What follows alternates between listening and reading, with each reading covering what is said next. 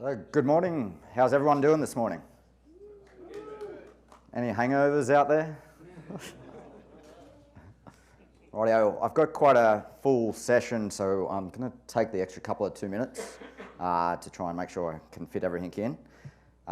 So my name's Adam Murray. I'm from Sydney in Australia.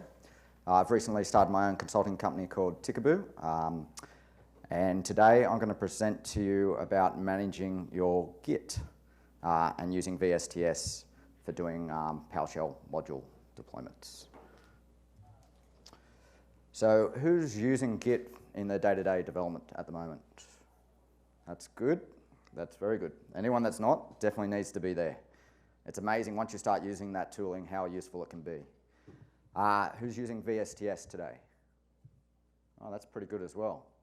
Package management within VSTS? Ooh, 2. Not too bad.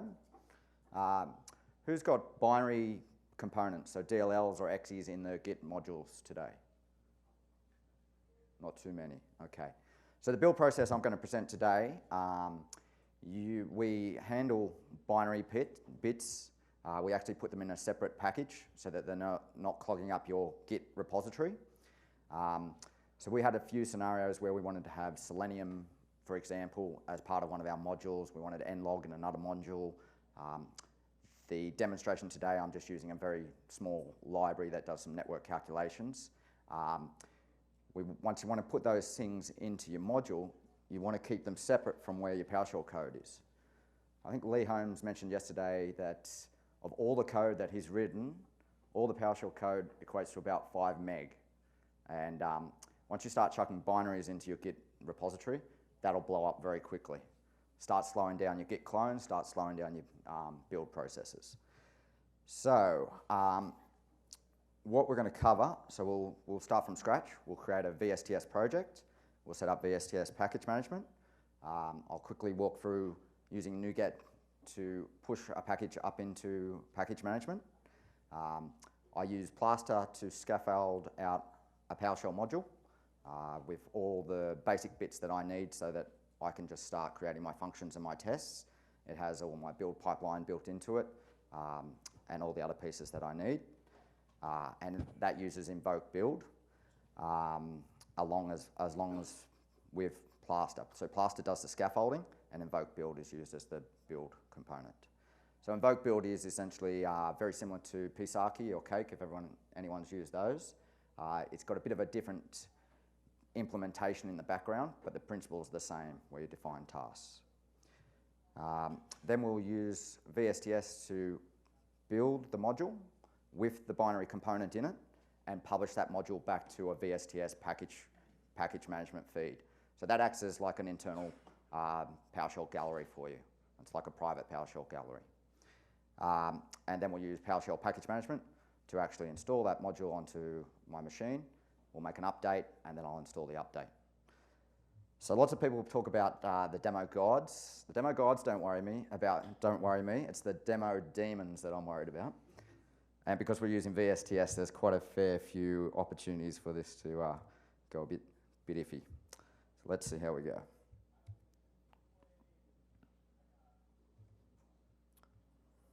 So I've just got a relatively clean VM that I'm using for the demonstration today. This is VSTS that you're looking at here. So VSTS is the online version of TFS. I highly recommend using VSTS over TFS. You don't have to worry about any of the stuff in the background. They're coming out with new features all the time. Over the last 2 years, it's absolutely amazing to see what the team's done with VSTS. The amount of functionality has just been increasing at a rate of knots. So I don't have any projects defined yet. With VSTS, you get 5 licenses for free, so any small team can use it for free. If you have MSDN, those users are free as well. Package management has a 30-day free trial. It's provided by Microsoft as well, but it's also free for 5 users ongoing. If you have MSDN Enterprise, those licenses include a package management license as well. So we're just going to call our demo Summit 2018. We use Git, so the other option I wouldn't even consider. So definitely don't consider that. Agile workflow. So it's going off and creating our project in the background. VSTS now actually provides a one-stop shop for your whole development lifecycle. It has code management, build and release management, it has work management, and it also has a Wikipedia, and you can add extensions such as package management. So whereas previously you might have been using Jenkins and TeamCity for your build, or you might have been using GitHub or Bitbucket for your code management, you might be using Jira for issue tracking and Confluence for your wiki, you can do all of that within the one interface, which is very helpful. So up here you can see some of the items. So under code, we're just looking at our Git repository. Work items, so you can have backlogs, Kanban boards, whatever you want. Build and release, so you can do builds, releases. Libraries are like a way of just collating all your variables and common components that you might want to use during your builds and releases together. You can do automated some testing in here as well. That's something that I haven't actually explored very much. And then the wiki function, which is relatively new as well. Package management was introduced, I think, about mid last year. And there's another feature that we're going to use, which is actually using a Yaml build file. So previously I had to go and define my build step by step in the GUI, and VSTS is now caught up with AppVeyor and like Jenkins pipelines. I can version control my YAML build file, and when I push that up, it'll actually create my build process. Okay, so let's go and create some package management feeds. I've already got it installed, but I'll just show you what the process would be. You just browse to the marketplace.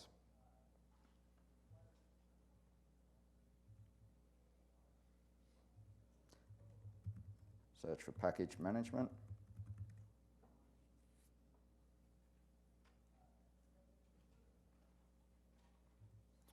So a few downloads, 25,000. So it's definitely getting some use.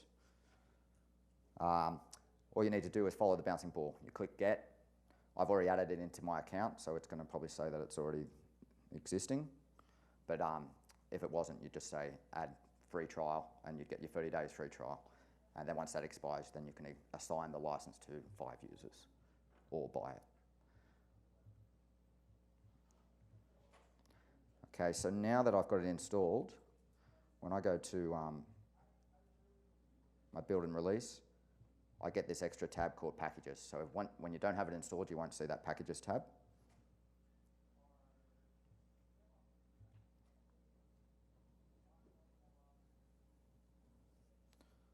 Okay, my screen's a bit small here, a bit big. So we're going to create a new feed. I'm going to call it Summit bin. So what we're actually going to do is create 2 feeds, one for our binary pieces and then another feed for our private PowerShell gallery. So Summit bin is for our binary pieces. It's associated with my account. You can actually have the package management within VSTS use an upstream source, so you could have it, if it didn't find the package, it could go to nuget.org.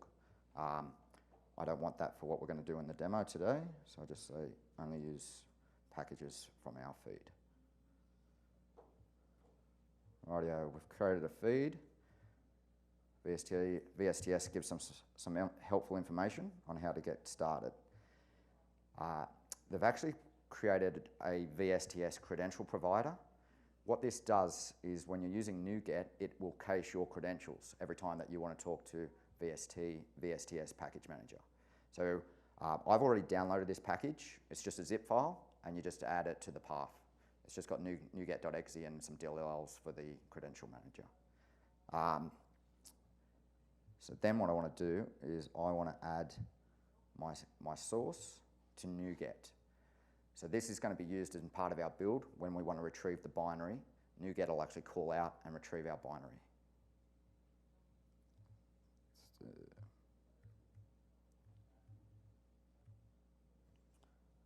Okay, so we're going to add Summit bin, and just using that URL, the endpoint that it gave us, to NuGet. So that's been added. And while we're still in VSTS, I'm just going to create another feed for our modules. So we're going to call this Summit module.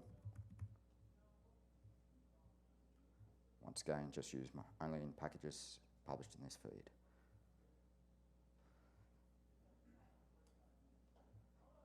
So it's very simple to create the package management feeds. Now what we want to do is, so we have some binary components that I want to actually put up in that repository that we can use as part of the build process. So this DLL here, it was actually came from, it's available on NuGet.org.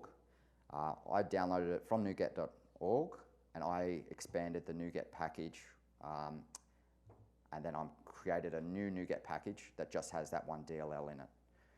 So when you download a NuGet package, it's actually just a zip file. So you can open up the zip file and you'll see it has a lib folder which has the contents that I want.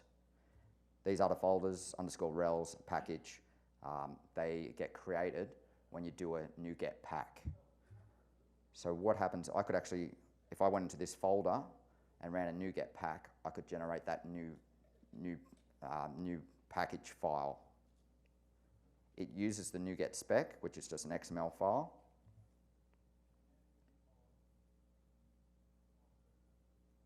It has some metadata about the package, etc. So that's all you really need to know for the moment. What we'll do is we'll now do a push.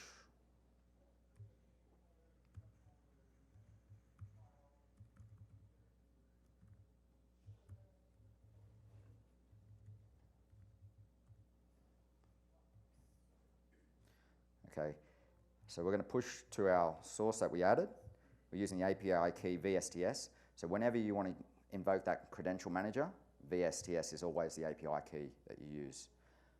And then I just give the path to the NuGet package.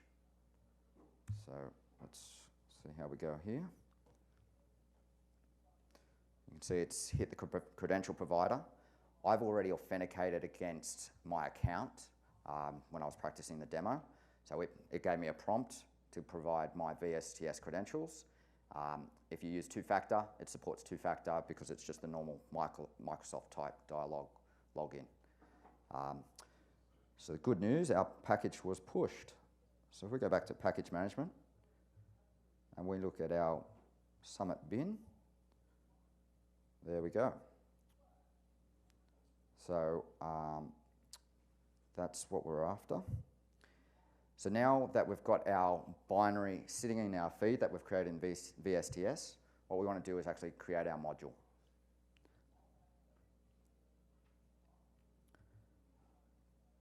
So I use Plaster.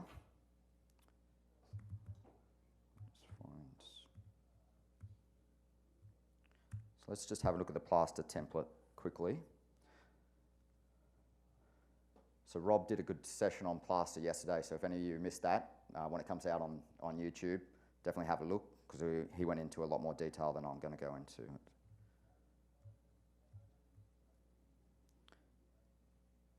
So the main component, if you think about Plaster, all it really does is take a set of files and it allows you to take some input. So you can say, ask a few questions, get some input back, and then based on that input you can say, copy files in particular folders, create a manifest based on some of that input, and replace content in some of those files based on that input as well. So essentially, it can do token replacement within your file. So there's 3 sections to it. The metadata, which allows you to version control your Plaster template.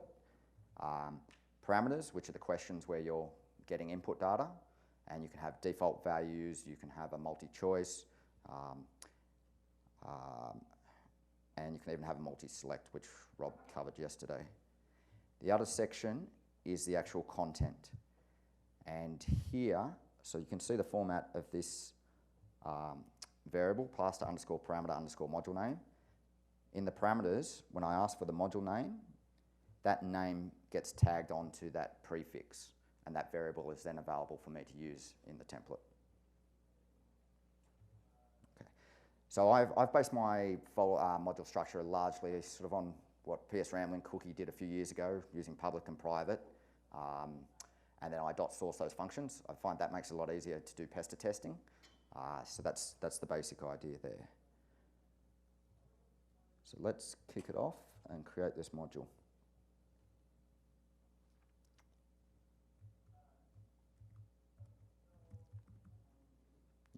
Everyone using PS Reline as well? So this searching I'm doing, I use Control R, and actually PS Reline's built into Windows 10, and it keeps my history across all sessions, and I can search back and forward, and it has a lot of enhancements that are much better than the normal history. So I'm just pointing it at my plaster template, and I'm going to put it into this folder, C, new repo. Name the module, it's going to be the same as our project. It doesn't have to be, but it just makes things easier. The module version number, I'm just taking a default here. I do some tricks as part of my module that I'll show you in a minute. I use Visual Studio Code for all my development now. So I set up a couple of settings in Visual Studio Code to help me. We're going to use Visual Studio Team Services for our build. It can pick your name out of your Git profile. So I'm just going to take my name from my Git profile. We set up our Summit bin and our Summit module. And these inputs I'm taking here are actually replaced in some of my Invoke Build scripts with, so that it can actually connect to the right feeds.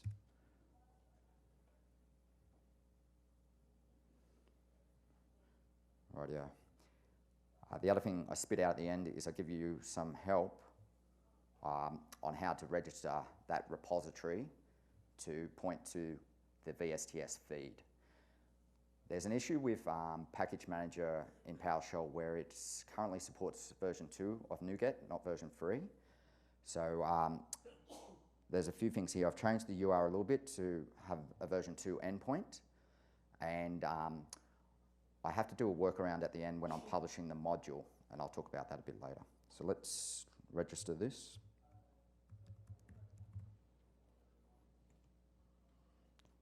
Make sure that looks all right.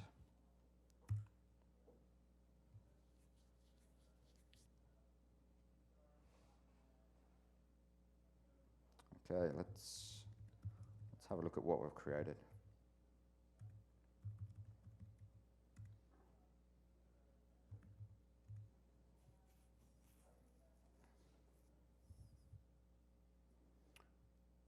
Okay, there's one little step I've missed, which is to actually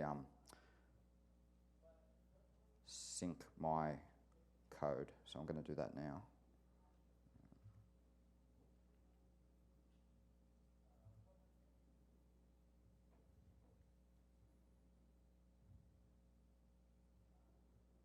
So what we're going to do is we're going to push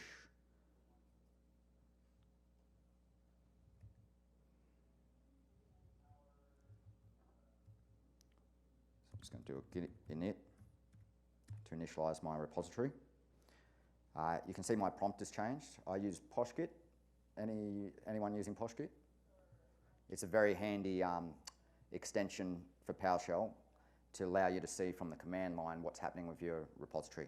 So it's essentially taking your Git status and providing information around which files are untracked, which files are unstaged, which files are uncommitted, and whether you're in sync with your remote origin, with your remote repositories.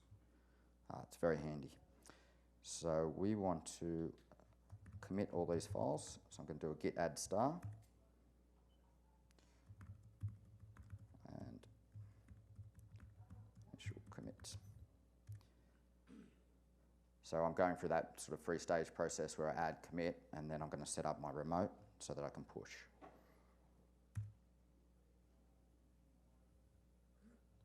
So you can do those tasks from within VS Code as well, for those that don't want to play in the command line. Okay, now we have our code here. Let's have a look at our new module.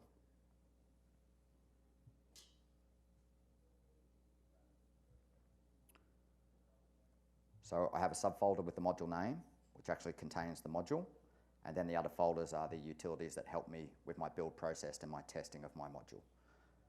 So I have private and public, my module definition, my PSM1 file, My tests, I mirror my structure for my module. So I have a private, a public. I have a basic test as part of my scaffolding, which just tests the module manifest.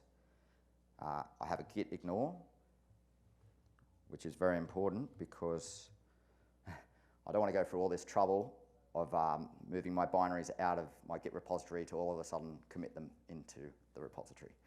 Because once it's in there, it's not coming out. Well, not easily anyway. We have the YAML file, which we'll come back to in a minute. The packages.config is a file that's used by NuGet. So if you're doing Visual Studio development, you'd have a packages.config that would define any packages or libraries that you relied on. NuGet can read that file, and then it will actually go to the NuGet feed and try and find the package and download it locally. So this is a bit of the magic for handling the binary pieces. There's a number of files that are to do with Invoke Build. So this file here is the main file, and what it does, it defines a series of tasks. So I've got a task here called install dependencies, but on top of that I can have a task which I call test, which runs a series of subtasks. So it'll run clean, install dependencies, run tests, and confirm test pass. Task dot is your default task, so it'll run test and publish NuGet. But there's a few little tricky things in here that I'll just point out. So here I do a NuGet restore. It's pointing at my Summit bin NuGet source that we set up. So that's where it's able to find the DLL that NuGet package that I've set up.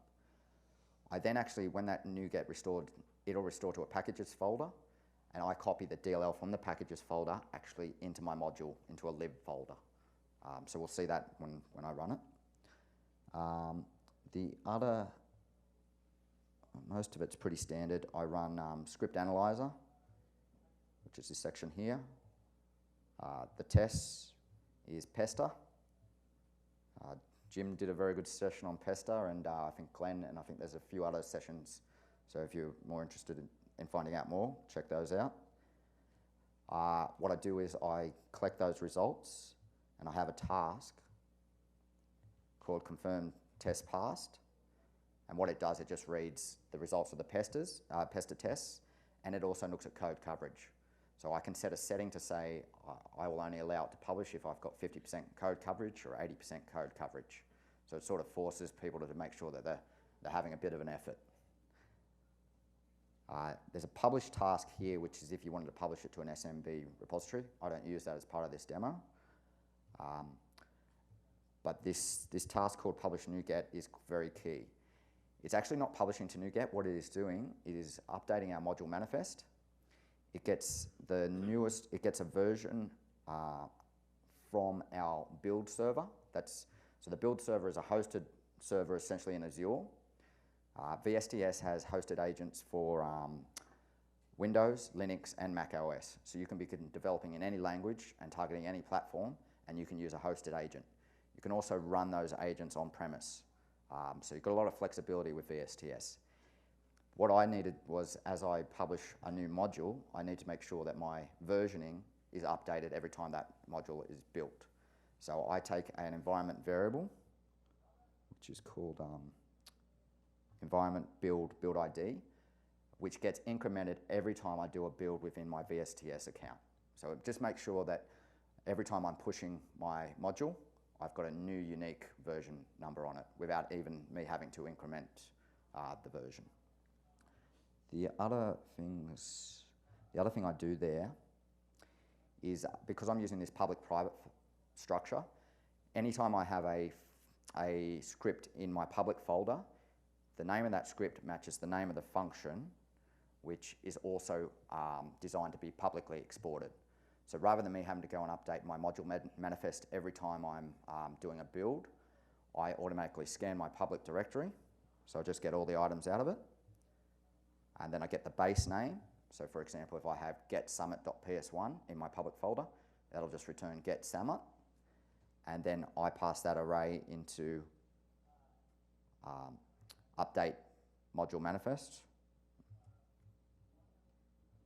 functions to export functions. So it's doing that step automatically for me, so I'm not forgetting to do it. and you can see that it's also putting that new version number on. The next step is, because there's a limitation with Package Manager in PowerShell, I can't use publish module to publish into VSTS today. There is a preview release of Package Manager on the gallery that has version 3 support, but I haven't had a chance to test it yet. So in the future, you might be able to use publish module and point it directly at your VSTS private gallery. But for the moment, what I actually do is I create the NuGet package that publish module would do in the background, and I use NuGet to push that up to VSTS. So there's a little bit of workaround, but essentially it's doing the same thing that publish module would do in the background. So that's this NuGet pack step that's creating an NU PKG package. And as part of my scaffolding, I have a new spec file there. So you don't actually have to do anything. If you were to pick up my scaffolding, it would create all this for you. You wouldn't have to worry about it. Okay, so what we don't have is any functions. So we need to fix that pretty quick. So I've just got a couple that we're going to copy in. So this is where VSTS really comes in, PoshGit comes in handy.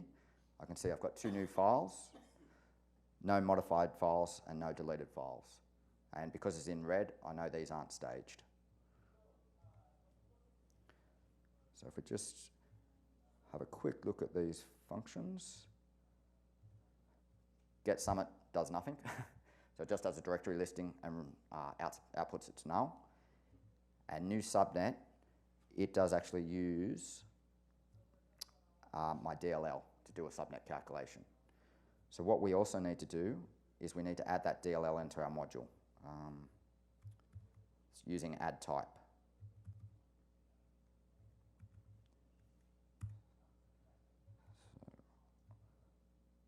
So go to our module. So every time our module loads, it'll run this add type, which makes that DLL available for my command line. Okay, well, the things I haven't talked about, so I've got a couple of pester tests, but there's nothing fancy about those. What I haven't talked about is this VS Code folder. So this is in my scaffolding. You can actually scaffold settings that you want your whole team to have in common. So for example here, I've got a setting that says trim trailing white space is true. That's the only setting I'm currently pushing in my scaffolding. But as you get more mature in your team, you might want to put in more settings to have VS Code do more things for you automatically and common across your whole team.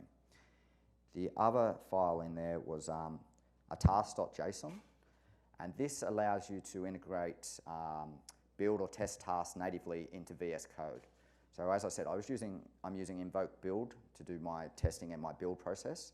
So what I can define in here is, let's make that a bit clearer. Just look at the test task here. So I have a label test, it's a shell, so it's going to shell out. And all it's going to do is run Invoke Build with the task test. It's pretty simple. VS Code has this idea of types or kinds of tasks. So this is a test task. It's just a way of grouping tasks together. And I've said this is the default test task. Then for build, as I said, that dot for Invoke Build defines the default task. So it's exactly the same. It's going to shell out. It's going to run build. And it's going to run the command invoke build task dot. Rightio.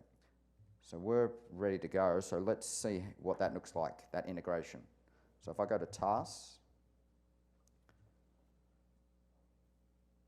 I can then see the tasks in my Invoke Build build process. So these are the ones that I had defined in this build settings. Build settings. So the publish NuGet, confirm test pass. These will be the same things that I can see in this list. Publish NuGet, confirm test pass.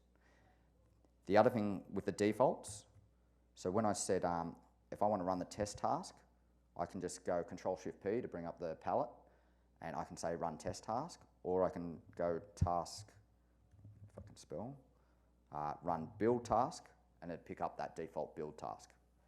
What we want to do is run the test task and make sure everything's working on our machine. So you can see the NuGet restore happened. So it actually went up to VSTS to our binary feed, pulled down the NuGet package. It's expanded that out. It's created a lib folder and copied the file in. It's kicking off our tests and hopefully, yes, that's good. So all our tests passed. Our code coverage was run 100%. Everything looks hunky-dory on our local machine. So let's just have a quick look at what's happened here in my folder structure. So as part of that install dependencies, and the test run, it's created this folder called artifacts, which has my results in it. It created a folder called packages, which has my NuGet package file, so see NuGet package. It expands that out so that I can actually see that lib directory that I was talking about, which is what I compiled into the NuGet package, or packed into the NuGet package. And then I have a step that copies from that directory into my lib folder within my module. So now the DLL is actually where I need it for my module. So when we're going to do the publish on VSTS, we should be okay. So we want to commit our changes, so we can do it in here. Updates to module.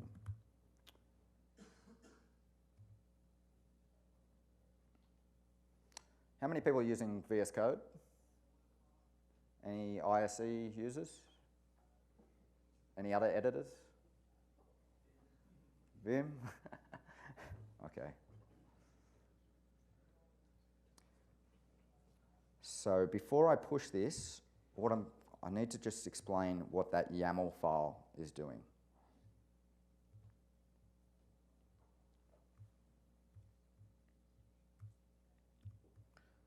So this YAML file just details the steps that my build's going to run. So once I push this back up to VSTS, VSTS will automatically pick up that file and kick off a build based on the steps that are defined in it. I'll just run quickly through the steps. There's not too many of them. So I use a step called use NuGet. Well, it's actually called, the task is called NuGet tools installer, and it's prefixed with a version. So you use @version number. This YAML feature was only released in, I think, around November last year, so it's in preview. So you actually have to enable it on your account. So you go to your account,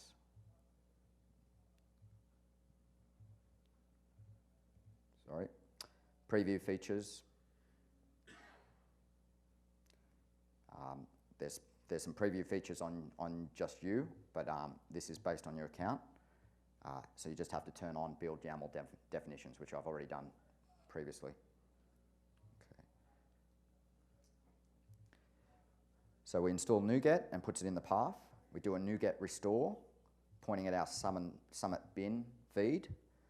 It reads, we tell it to use the packages.config file, so it knows go and get that network DLL that I want, or that package. I then run a PowerShell command, and here I'm essentially installing Invoke Build and Pester onto my build machine. So I'm using a hosted build agent. It has various packages and software already stored on it. You can go to VSTS and you can actually find out what packages are on there. It doesn't by default come with Invoke Build, and it comes with an old version of Pester. So I install Invoke Build and update Pester to the latest version. I use this skip publisher check with the force and the scope current user, because I can't install it on the whole machine.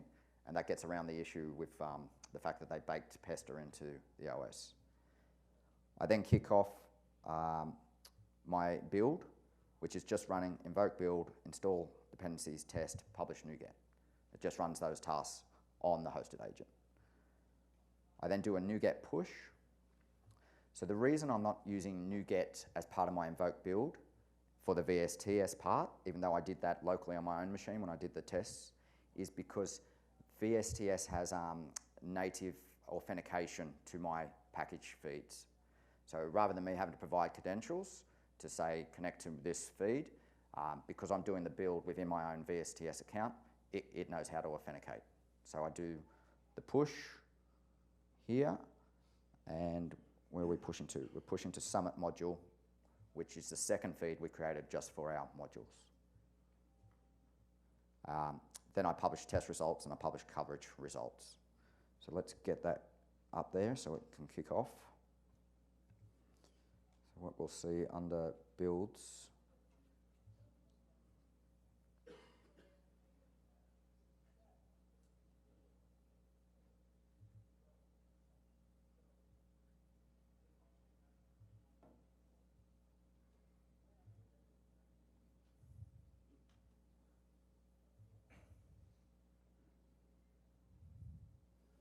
actually, I've run into a little issue that I found. If you don't initialize your repository, you have to actually make a change to your YAML file to get it to trigger. So if I had to actually clone my repository first and then pushed up with the YAML file, it would have been fine. But because I didn't initialize my repository, it didn't see the change in that YAML file. So by default, it uses this queue anyway. So I'm just going to get rid of that. I'm going to save it.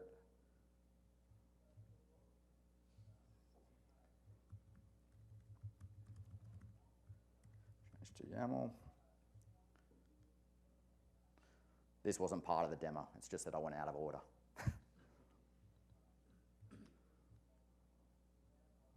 So we'll see if we can recover, hopefully.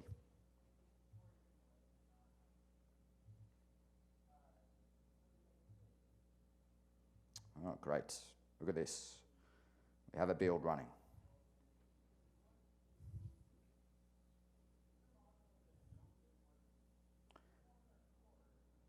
So all those steps that I defined in that YAML file, we'll see those start appearing. There's some default steps where it clones the repository. There we go. Now we can see all the tasks that I defined. And you get a console view of what's happening as it's going along.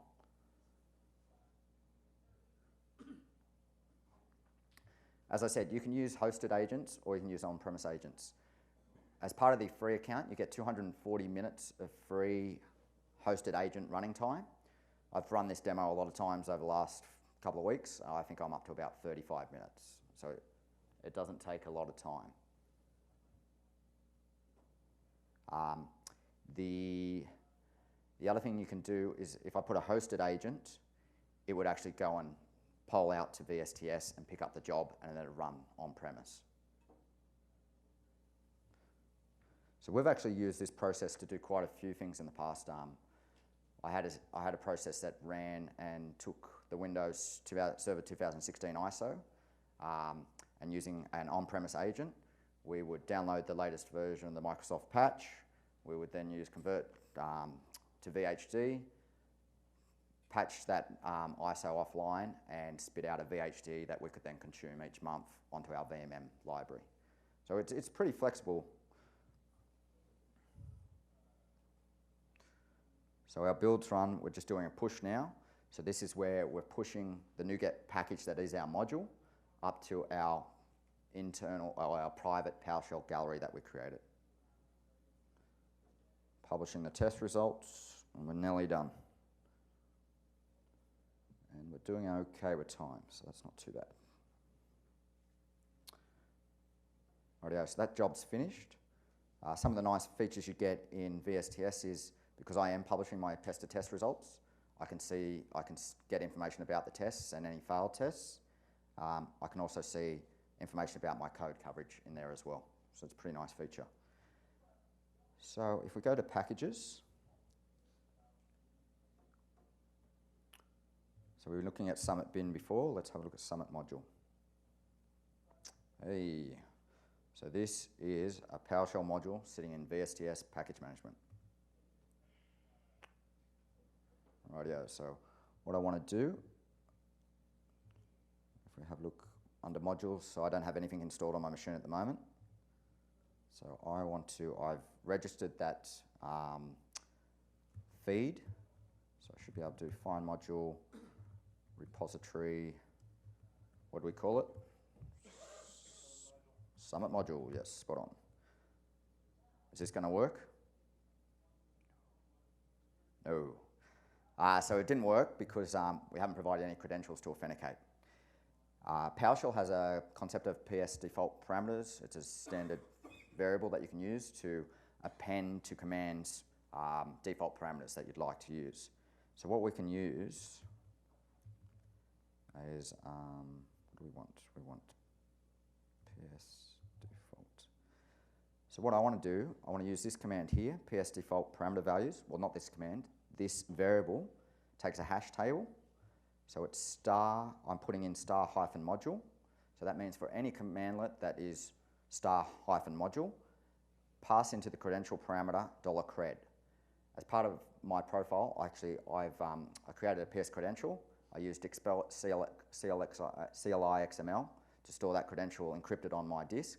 As part of my profile, I load that into $cred every time my module kicks off.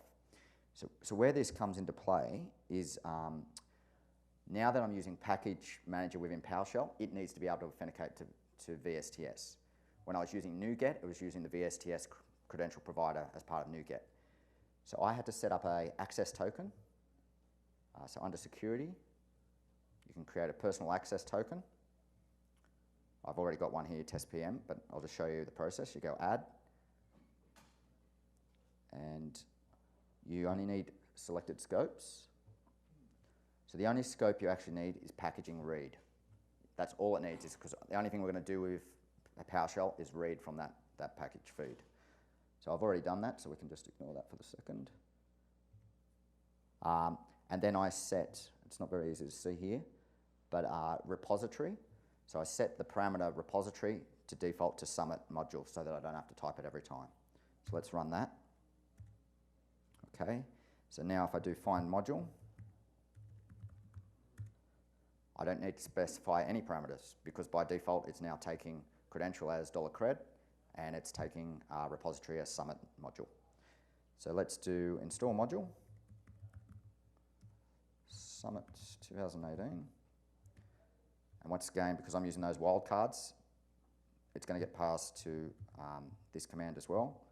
And scope, we want to just do current user. So it just installs my profile.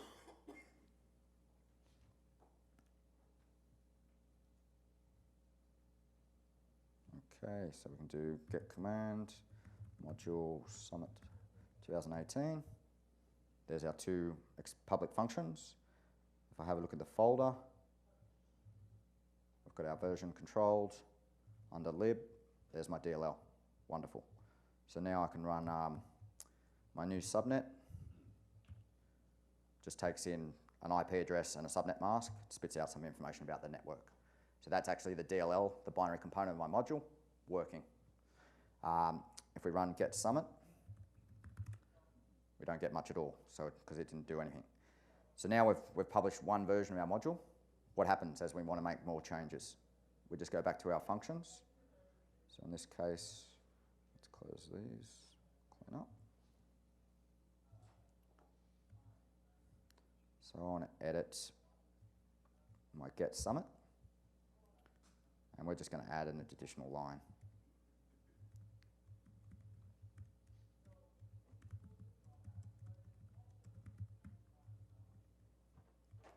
So we've changed our function. We'll update our test. Our test was actually very dodgy here, so.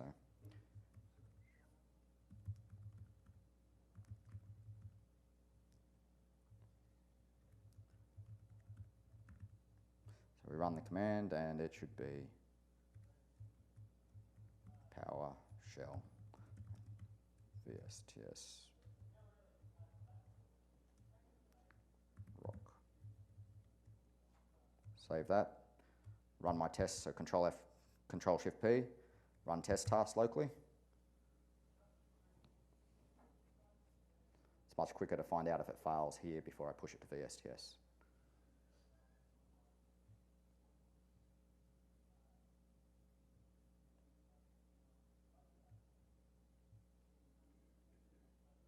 Okay, great, everything's worked successfully again. So let's commit our changes. And we'll push those up.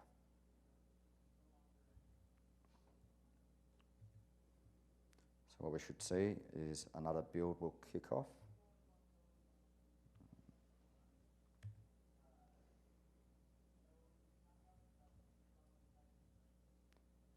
Let's look at build.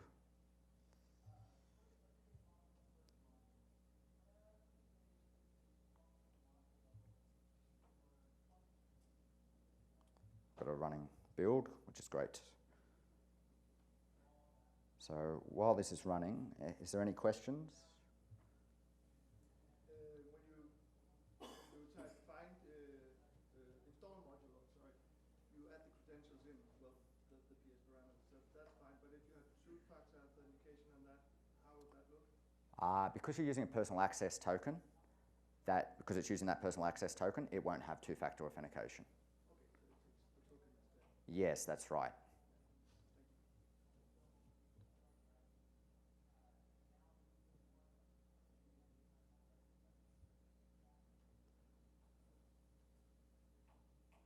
So for people that don't want the binary components, you could change the plaster template and remove the NuGet restore bits so that you could just be using this for just your normal module development and versioning. The binary bits was just a bit of an additional thing and an issue that we were running in as we were getting into more complex modules. The other thing you can do, if you wanted to have a step at the end of this build process that push this to PowerShell gallery, you just change that final step. Instead of publishing to the VSTS package manager feed, you just do publish module, put your API key in as a variable, and call that, and then you could push directly to the PowerShell gallery. And there's even an extension for that. Oh, wonderful. Or you could do both, that's right. So there's a lot of flexibility. And I've just got the basic, so in my scaffolding, you could pretty much do exactly what I did, scaffold it, create a function, a test, and then you should be able to do the same, get a build running. So my scaffolding is available on GitHub, and I'm going to put a copy of just the final module that we had today up on GitHub as well. Okay, we've run successfully. Our test passed. So let's just have a quick look at our packages now. Should look a little bit different.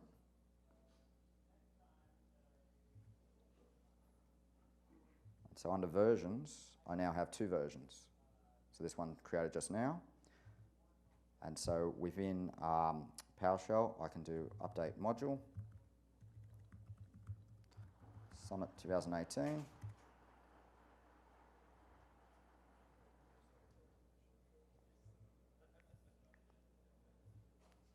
what we'll see happen here is we get our additional folder. We do import module, Summit 2018 force, so that we can get the new command. And then if we run get Summit, PowerShell, VSTS rock.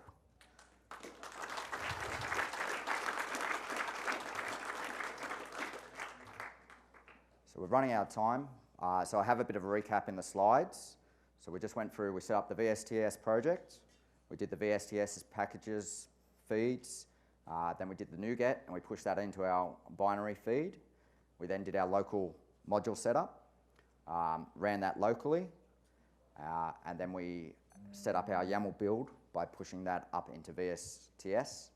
And then we did the steps within PowerShell to import, to install that module and to update that module.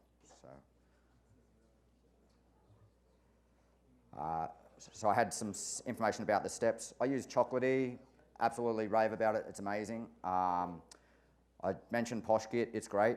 I just had the other steps that I used on that machine. I've got some links in the pack to the resources that have got a lot more information about what I've done. And that's it. Thanks, guys.